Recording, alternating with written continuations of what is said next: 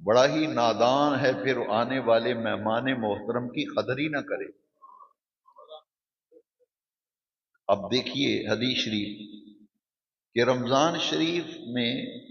فضیلت کے دو پہلو، ایک نزول قرآن اور اس میں روزے کی فرضیت،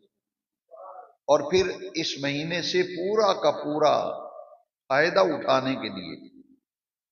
اس مہینے سے نفع حاصل کرنے کے لیے، اس مہینے سے فائدہ حاصل کرنے کے لیے رب ذوالجلال نے جو رمضان شریف کے دن کے اوقات ہیں ان میں اللہ کریم نے روزہ فرض کیا، اور جو رات کے اوقات ہیں ان میں نماز تراویح کو رکھا۔ چونکہ روزے اور قرآن کا تعلق ڈائریکٹ اور براہ راست رمضان شریف سے ہے، لہذا فرمایا دن کے اوقات میں